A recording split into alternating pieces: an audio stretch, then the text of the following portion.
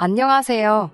시아버지의 광적인 집착 때문에 남편과 헤어진 30대 여성입니다.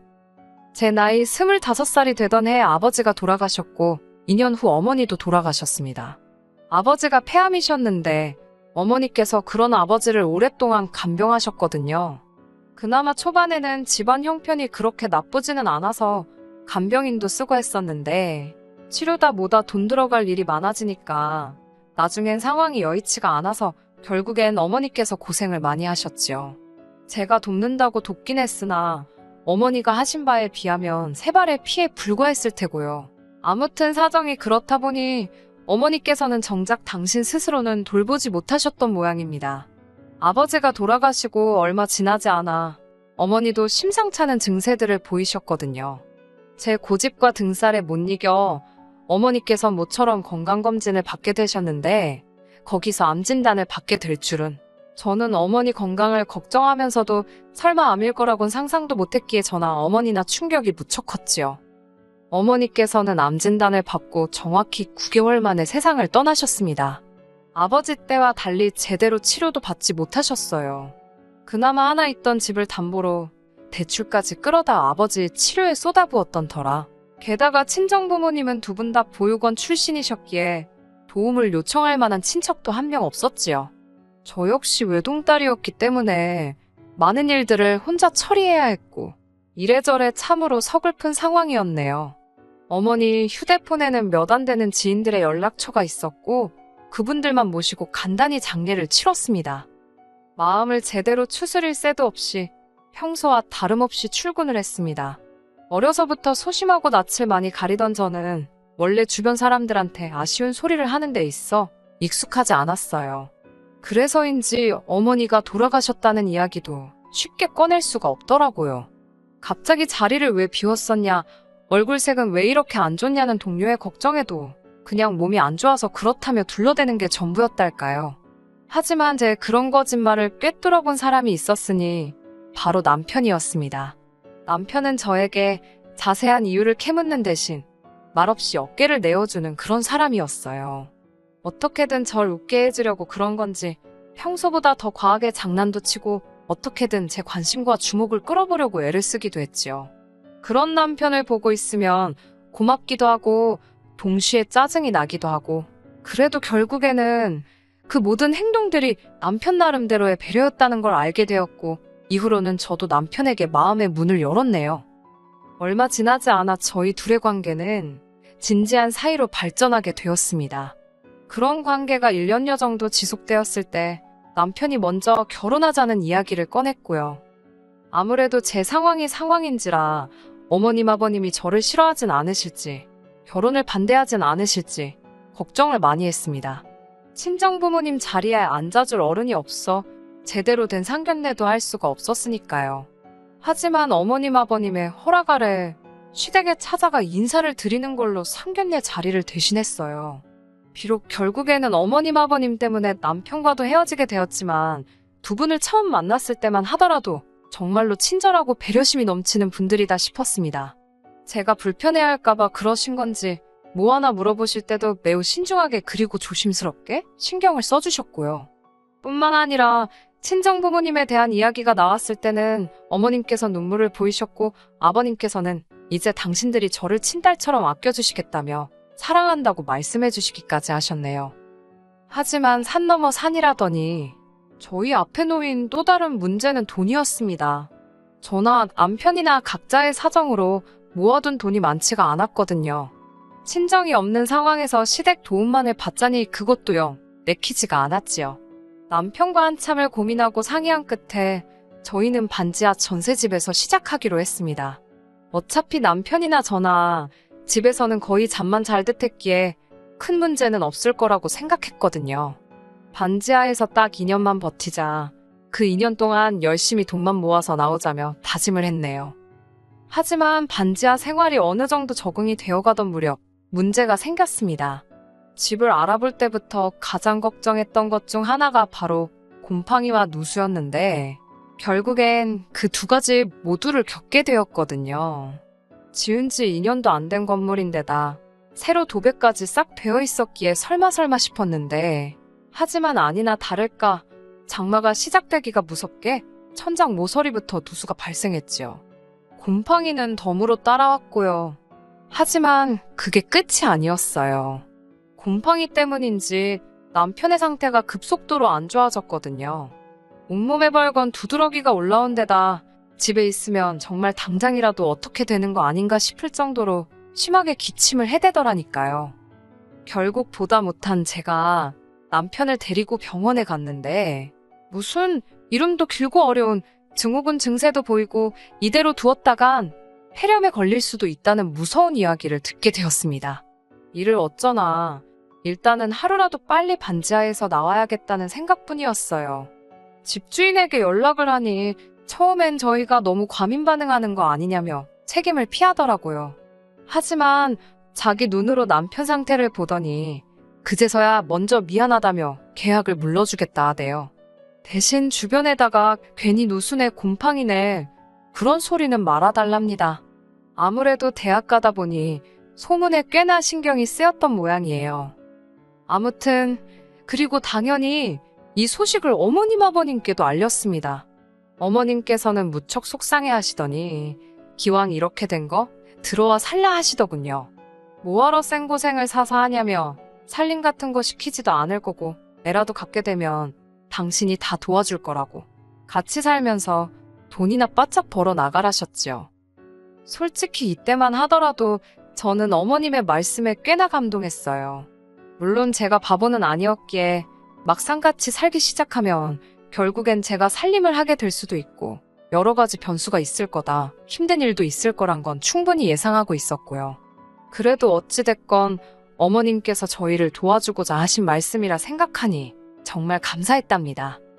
하지만 시댁에 들어가 살기 시작한 직후부터 하루가 멀다하고 스트레스 받는 날의 연속이었네요. 그 이유는 바로 아버님이셨고요. 다정다감한 줄만 알았던 아버님 때문에 제가 이토록 힘들어질 거라곤 상상도 못했네요. 아버님께선 아침부터 저녁까지 저희가 집에 있는 한 당신 눈에 보이는 곳에 있기를 바라셨어요. 솔직히 말하자면 비록 저희가 어쩔 수 없는 상황 때문에 합가를 하긴 했지만 저희는 여전히 신혼이었잖아요. 단지 잠자리를 이야기하는 것이 아니라 둘이서만 대화도 하고 싶고 둘이서만 쉬고 싶고 둘이서만 하고 싶고 해야 하는 것들이 많은데 둘 다 맞벌이를 하다 보니 결국 뭐가 됐건 간에 둘이 함께하는 시간은 퇴근 후가 전부였지요. 하지만 일단 저나 남편이 집에 도착하면 아버님께선 그렇게 저희를 거실로 불러내셨습니다. 거실에서 같이 TV 보자고. 왜 방에만 있냐고요. 문제는 그렇다고 해서 저희가 보고 싶은 것을 보는 것도 아닙니다. 아버님께서는 당신이 선호하시는 정치색을 보이는 채널만 하루 종일 주구장창 보셨어요. 그게 아니면 미국 레슬링 프로그램이었지요. 저는 그러면 TV 앞에서 소위 멍 때리고 있거나 핸드폰을 하곤 했는데 그걸 또 그렇게 싫어하셨습니다. 같이 TV 보자니까 왜 핸드폰만 들여다보고 있냐며 한 번은 막무가내로 제 핸드폰을 뺏어가기도 하셨지요. 제가 너무 놀라기도 했고 기분도 나빠서 아버님을 쳐다보니 그러니까 하지 말라는 짓을 왜 하냐면서 예의를 지키랍니다. 아버님의 간섭은 이뿐만이 아니었습니다. 어쩌다 남편과 제가 둘이 모임에라도 가는 날이면 아버님이 나서서 저희의 옷차림을 단속하셨어요.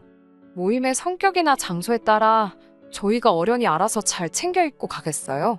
한 번은 현관에서 신발을 신던 저를 붙들고는 옷을 왜 이렇게 입었냐, 사구려처럼 보인다 어쩐다, 가서 저번에 입었던 걸로 바꿔 입고 와라. 더 짜증이 났던 건 그런 아버님의 행동이 남편이 보기엔 며느리를 너무 예뻐해서 그러는 것 같답니다. 심지어 정말로 저희가 모임에 가는 건지 아니면 당신만 따돌리고 둘이서 어디 놀러라도 가는 건 아닌지 그걸 감시하려고 몰래 저희 뒤를 밟으신 적도 있답니다. 저는 놀라다 못해 소름이 다 끼치던데 정작 남편은 아버님이 은퇴하시고 집에만 계시니 심심해서 저러신가 보다며 다음에는 아버님도 모시고 같이 어디 놀러라도 가자고 하더라고요. 제가 황당해서 어머님 계시지 않냐, 두 분 사이가 나쁜 것도 아닌데 도대체 왜 이러시는지 모르겠다 하니까 남편도 그러면 어머님도 모시고 가자는 뚱딴지 같은 소리나 하더라니까요. 그러다 제가 그 집에서 나와야겠다고 결심을 하게 된 결정적인 사건이 터졌습니다. 같이 살기 시작하고 얼마 지나지 않아서부터 아버님께서는 저를 딸내미라고 부르기 시작하셨습니다. 그러면서 당신에게 아빠라고 부르고 어머님께 엄마라고 부르길 바라는 눈치셨어요. 실제로 제 주변의 시집간 친구들 중에도 자기 시부모님께 아빠 엄마라고 부르는 친구들도 있긴 하지만 이상하게 전 그 말이 입에서 나오지 않더라고요. 돌아가신 부모님께 괜히 죄송스럽기도 했고 뭐라고 말로 정확히 표현할 수는 없었지만 불편했어요. 그래서 안 했습니다. 그런 와중 하루는 아버님께서 친구분들과 저녁 약속이 있다 하셨습니다. 그날따라 남편은 야근으로 늦는다고 했고 어머님은 진작에 주무신다 하셨기에 아버님의 연락을 받고 저 혼자 마중을 나갔지요. 아주 늦은 시간도 아니었는데 아버님께서는 꽤나 취하신 듯 했습니다. 저를 보시더니 우리 딸내미가 아빠 마중 나왔네 그러시는데 제가 성격이 능글맞지가 못해서 떨떠름하게 웃기만 했어요. 그랬더니 아버님께서 너는 나를 무시하냐며 갑자기 주먹으로 제 머리를 쥐어박으셨어요. 제가 너무 놀라서 아버님을 쳐다보니 뭘 잘했다고 쳐다보냐며 한 대 더 쥐어박으시더라고요. 어처구니가 없고 너무 화가 나서 아버님 왜 이러시냐고 저도 모르게 소리를 질렀습니다. 그러자 아버님께서도 저더러 저 눈깔 좀 보라며 그 말을 하시는 아버님 표정이 얼마나 살벌하던지 놀란 제가 쟁걸음으로 먼저 도망치듯 집으로 들어갔습니다. 곧바로 아버님이 뒤따라 들어오는 소리가 들렸는데 제 심장이 터질 것처럼 빠르게 뛰대요. 집에 어머님이 계신다는 걸 알면서도 아버님의 존재 자체가 너무 무섭게 느껴졌어요. 아버님과 간발의 차로 제가 먼저 방문을 잠그니 아버님께서 너 이리 좀 나와보라며 너는 아빠 알기를 우습게 아냐고 고래고래 소리를 지르셨습니다.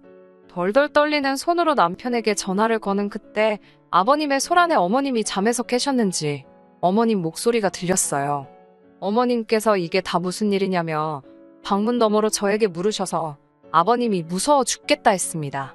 그러자 어머님이 아버님께 한 소리를 하시는 듯 했는데 뒤이어 어머님의 악하는 소리와 함께 쿵소리가 들렸습니다.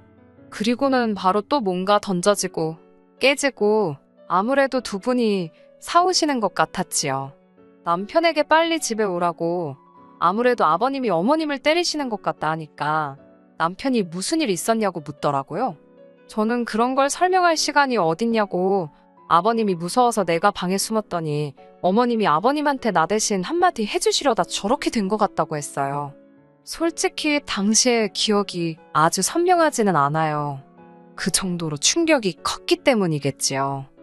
남편이 오려면 좋게 1시간은 걸릴 것 같았고 어머님의 상태가 걱정된 저는 결국 경찰을 불렀습니다. 한 20여 분 지났을 무렵 경찰이 왔고 제가 잽싸게 뛰어나가 현관을 열었어요. 언뜻 둘러본 집안은 말이 아니대요. 어이가 없었던 건 아버님은 그새 세상 모르고 소파에 널브러져 주무시고 계시더라니까요. 한편 경찰이 어머님과 저에게 괜찮냐 물었고 저는 어떻게 된 일인지 다 이야기하려고 했습니다. 하지만 어머님께서 저더러 조용히 하라는 듯 눈치를 주시더니 별일 아니라며 경찰을 돌려보내시대요. 경찰이 돌아가기가 무섭게 남편도 도착을 했습니다. 저는 어머님과 남편에게 아버님께서 내 머리를 2대나 때리셨다. 그리고는 갑자기 비속어를 쓰시며 나에게 겁을 줬다고 좀 전에 있었던 일을 자세히 털어놓았어요. 그런데 제 이야기를 다 들으신 어머님께선 전부 다 제 잘못이랍니다. 아버님께서 딸이 없어서 저랑 친해지고 싶어 하시는데 제가 안 받아주니까 속이 상해 그러시는 거라나요. 아니 엄연히 며느리와 시아버지의 관계인데 왜 어거지로 부녀 사이 흉내를 내려 하시는 거냐. 나는 너무 불편하다 했습니다. 하지만 남편도 저더러 돌아가신 장인어른한테 미안해서 그러는 거냐며 너무 어렵게 생각하지 말고 마음의 문을 좀 열라대요. 다음날 아침이 되도록 저는 잠을 이룰 수가 없었습니다. 너무나 태어난 어머님의 반응도 충격적이었고 그런 어머님을 조금도 걱정하지 않는 듯한 남편의 태도에도 할 말이 없었어요. 무엇보다도 무조건 제가 잘못했다고 저를 나쁜 사람으로 몰아가는 게 어찌나 야속하던지 그렇게 복잡한 머릿속을 정리하려고 애쓰고 있는 와중에 어머님이 저더러 아버님 해장국을 좀 끓이라셨어요. 그리고 당부하시기를 아버님 일어나시면 무조건 죄송하다 하랍니다. 아침밥상이 다 차려지자 아버님께서 느릿느릿 안방에서 나오셨습니다. 아버님께서는 여전히 노여움이 다 풀어지지 않으셨는지 저를 없는 사람 취급하시더라고요. 그런데 잠깐이었지만 아버님이 저를 무시하시니까 그게 너무 편하고 좋더라고요. 하지만 그 기쁨도 잠시였어요. 아버님께서는 저더러 당신한테 할 말이 없냐입니다. 이번엔 어머님뿐만 아니라 남편까지 저에게 눈치를 주는데 솔직히 뭐라 할 말이 없었어요. 일단 어제 일에 대해선 확실히 사과를 받고 싶었고 아빠라는 소리는 죽었다 깨어나도 하기 싫었으니까요. 그렇다고 아버님과 어제 일에 대해서 시시비비를 가릴 수도 없었으니 차라리 입을 다물고 있는 게 낫겠다 싶었습니다. 그러자 아버님께서는 진짜 괘씸하다며 이렇게 고집이 센 줄 몰랐다 하시더니 식사하시던 밥수저로 제 머리를 또 때리시는 거예요. 정말 머리가 띵하고 눈물이 다 찔끔 나오더라니까요. 제가 정말 왜 이러시냐니까 내가 뭘 어쨌냐며 말 안 듣는 자식 부모가 한 대 때릴 수도 있지 그러시더니 또 들고 계시던 수저로 2대를 연달아 때리셨습니다. 그렇게 얼떨결에 3대를 맞고 나니까 기분 진짜 더럽더라고요. 아프고 그런 게 문제가 아니라 너무 수치스러웠습니다. 저는 아버님께 적당히 좀 하시라고 소리를 꽥 질렀습니다. 아버님이 무슨 자격으로 저를 때리시냐고 지금부터 제 털끝 하나라도 건드리시면 폭행으로 신고할 거라 했지요. 그러자 남편이란 사람이 한다는 소리가 저더러 적당히 좀 하랍니다. 왜 주는 사랑을 받지를 못하냐면서 다른 집 며느리들은 시부모한테 사랑받고 싶어 안달이라는데 저는 뭐가 그렇게 불만이냐고요. 제가 남편에게 이게 무슨 사랑이냐고 따졌습니다. 당신 뜻대로 안 되면 쥐어받고 수저로 때리고 이게 상식적으로 말이 되냐고요. 그러자 남편이 한다는 소리가 어른이 좀 그럴 수도 있는 거 아니냐는데 돌아가신 부모님 생각이 절실하더군요.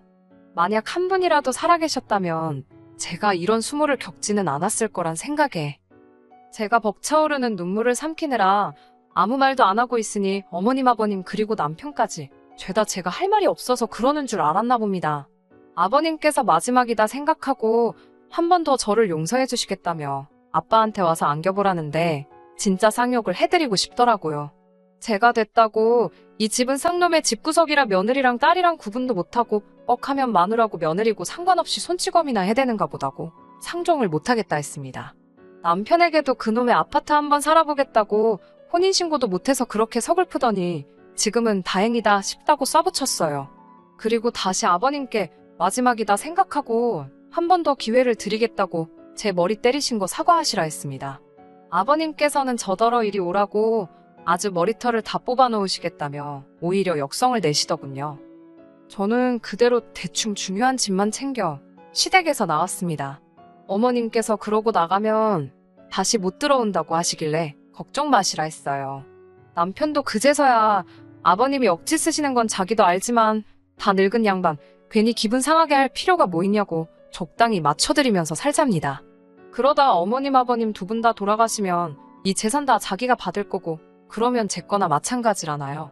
자식 새끼라곤 지 하나뿐인데 그런 인간이 부모님 돌아가실 날만 기다리는 모양새라니. 면전에다 대고 네 부모도 참 딱하다고 한마디 해주고 이후로 칼같이 연락 끊었습니다. 하늘에 계신 부모님께서 이런 저를 보시면 자랑스러워하지는 않으시더라도 잘했다 한마디는 해주시겠지요? 이제는 아무렇지 않은 듯 사연을 적어보냅니다만 솔직히 지금 이 순간 부모님이 너무 보고 싶네요. 어쨌든 이제 다시 새로운 시작이다 생각하고 씩씩하게 살아보겠습니다. 끝까지 들어주셔서 감사합니다. 오늘의 사연은 여기까지입니다. 구독과 좋아요, 알람 설정 부탁드리고 더 좋은 사연으로 다시 찾아뵙겠습니다. 감사합니다.